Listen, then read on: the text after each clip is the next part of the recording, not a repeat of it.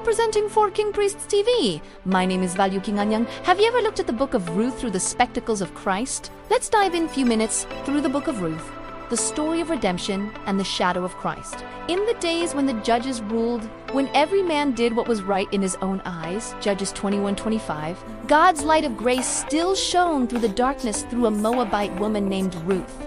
Her story, though brief, carries eternal weight, a portrait of God's redeeming love, the inclusion of the Gentiles, and a foreshadowing of Christ, our King. Nomenclature names with prophetic meaning. Every name in the Book of Ruth speaks volumes about the divine plan. Elimelech means, my God is king, yet he left Bethlehem, the house of bread, seeking sustenance elsewhere, showing man's tendency to stray from divine provision. Naomi means pleasant, but after loss and pain, she called herself Mara, meaning bitter Ruth 1:20, reflecting the sorrow of humanity under sin.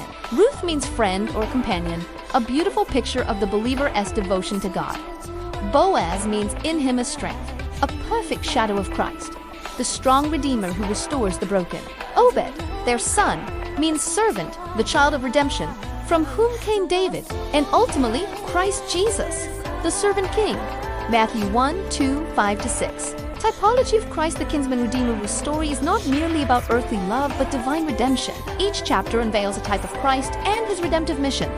Ruth's loyalty, Ruth 1:16. Ruth's words to Naomi, your people shall be my people, and your God, my God, mirror the Gentile church's call to follow Christ, forsaking idols to embrace the true God. You who once were far off have been brought near by the blood of Christ. Ephesians 2:13, Ruth's labor in the fields, Ruth 2:2-2-3. Ruth gleaned among the reapers in Boaz's field, a symbol of the sinner seeking grace, unaware that the Redeemer is already watching. When Boaz noticed Ruth, he said, the Lord repay your work, and a full reward be given you by the Lord God of Israel, under whose wings you have come for refuge. Ruth doisi-do. In this, Boaz prefigures Christ, who welcomes the outcast and provides rest for the weary soul. The threshing floor and the redeemers, covering Ruth 3-9, Ruth lay at Boaz's feet, saying, spread your garment over me, for you are a close relative. This act symbolizes submission to Christ, seeking his covering of righteousness. Love covers a multitude of sins. In Peter 4:8, he has clothed me with the garments of salvation.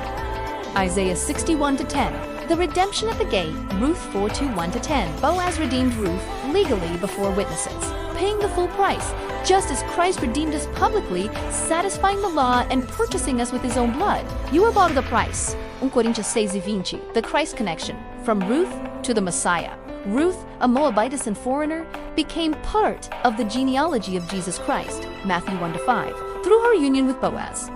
God declared that salvation is not limited by race, background, or past, but extended to all who believe. Her story reveals the mystery of God's grace, that through Israel came the Redeemer, and through the Gentiles came the inheritance of faith. There is neither Jew nor Greek, for you are all one in Christ Jesus. Galatians 3:28, timeless lessons from the Book of Ruth. Faithfulness in the face of lost Ruth's loyalty to Naomi reflects steadfast faith in adversity. God rewards those who remain faithful even when the path is uncertain. God's providence in the ordinary, what seemed like coincidence, Ruth happened to glean in Boaz's field. Ruth 2-3 was divine orchestration. God's hand guides our steps when we trust him. Redemption is a gift, not earned. Ruth could not redeem herself. She needed a kinsman. So too, we cannot save ourselves. Only Christ, our kinsman redeemer, could pay the price. Grace reaches the outsider.